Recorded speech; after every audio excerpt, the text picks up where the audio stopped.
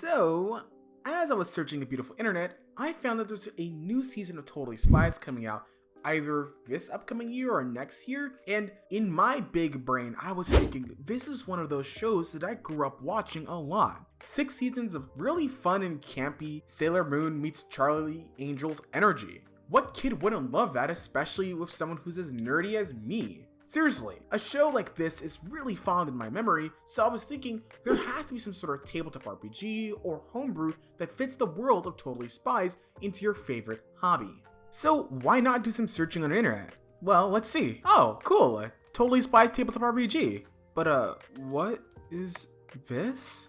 Oh, a game of cartoon kickassery and fetishes? Oh dear Neptune, what did I get myself into? So, for those who are unfamiliar, Totally Spies is a children and teenagers animated action comedy series created by a couple of French creators. This is the second television series that's co-produced, with Martin Mystery being the other one.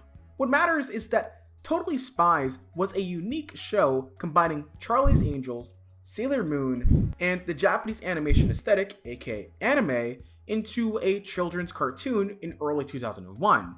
And it's no surprise that it did well, and even garnering 7 seasons, the 7th season coming up possibly this year or next year. Its comedic cast of main characters Sam, Clover, and Alex, alongside Jerry, make for a great team. And not only that, but the fun and cool gadgets, the slapstick comedy, and also the large popularity it had amongst boys and girls would appeal to a large audience. Unfortunately, the show also had loads of fetish fuel, and there are plenty of videos and discussions on all of that. I'm not gonna get into it, but just know if you know of Totally Spies, you definitely know someone or internet page that goes into all of that beautiful stuff. So, I'm not surprised that ttrpg that some person made in their dweller's basement probably took inspiration from that. So today we're going to be unpacking this ttrpg from top to bottom. The origin of this RPG is kind of hard to find. There's no information on who created it or any team that created it. RPG Geek doesn't even have a lot of information on it. RPG Geek does state that the game was published in 2013, but there's no creator and no origin of why the game came to be. But I'm going to summarize and say that this is a tongue-in-cheek call-out on Totally Spies and it being an unapologetically fetish-fuel TV show, which also being a decently funny show at times. So, the RPG follows a similar premise, combining the quirky lives of spies fighting evil and whatever blueberry DeviantArt nonsense this is. And in 3 seasons alone, there is a lot of stuff to go off of. But let me be super clear, this is not an ERP, aka an erotic role-playing game. I don't quite know what to put this in, but I know that I'm not going to go into too much detail because I don't want YouTube to kick my video off. Anyhow, keeping in character, Totally Spies is always about being dodgy and implying stuff without ever being too explicit. So, in a similar sense, this TTRPG is pretty much focused on that. Yes, you can have your weird transforming kink, but you can't straight up have snoo stuff in your RPG. So, long story short, this TTRPG is able to combine both all of the weird, dodgy stuff of Totally Spies while also trying to kick some evil butt on the side. Another interesting thing about this game is that, well, the game mechanics don't inherently involve dice rolling. I'm no stranger to RPGs that don't involve dice rolling. I mean, Dread is one of the most popular ones I can think of. However, dice rolling is optional, and I'll go into that a little bit later. So, the game's mechanics are based off of 3 concepts: the setup, the fall, and the comeback. The setup. This is where the game begins. It gives you an idea of what's going on. It can introduce an element, get you a lead on a potential plot point, or it gives you a special gadget for your characters to use. Next is the fall. This is where your characters fail or lose against their adversary. They get captured, transformed, brainwashed, whatever the book says. Use it if that's your thing. Just, it's kind of weird having to think about how all these are like. Anyway, that's besides the point. Finally is the comeback. That's where your characters break free, kick some butt, and resolve the element or kick the villain's butt.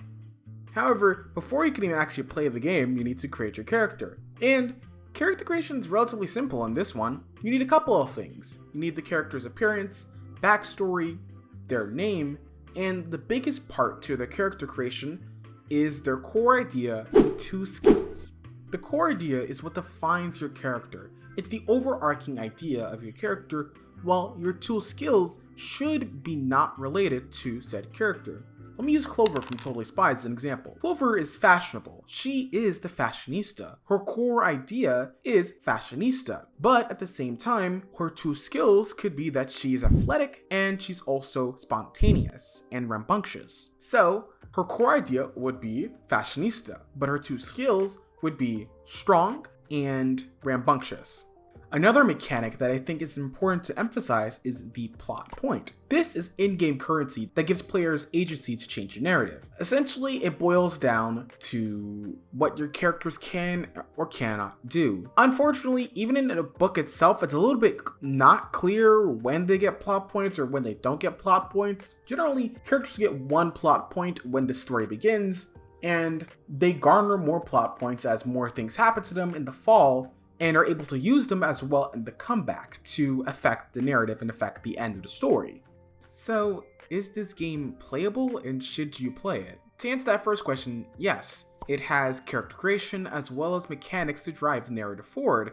Also, the plot point mechanic is pretty nifty, and I do like that concept. As well, if you don't want to go off this loosely based system of not having dice rolls, there is an option similar to Savage World available in the game. For 3d6 if you're using a skill amongst your core idea, and a 2d6 if you're only using your core idea to roll against stats. However, should you play it? Honestly, no, unless you want to make a joking game about Totally Spies and you're pretty self-aware about all of the fetish fuel that series and this tabletop RPG has to offer. Because how this book and this game is built, it's clearly a tongue-in-cheek interpretation of Totally Spies. Not only is the formatting off, the cover page looks like it's been crunched up to be at least 5x5 pixels, there are spelling errors up the wazoo, and it's a written mess. There's no organization to most mechanics, and I even struggled to understand it myself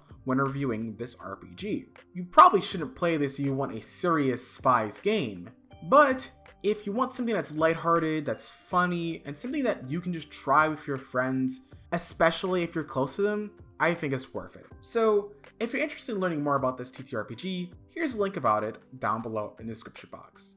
And while y'all are looking over that RPG, I'm gonna go consume other material that isn't fetish fuel. I'm your average everyday queer host, Blurry Disposition, and I hope you all have an awesome day. Ciao!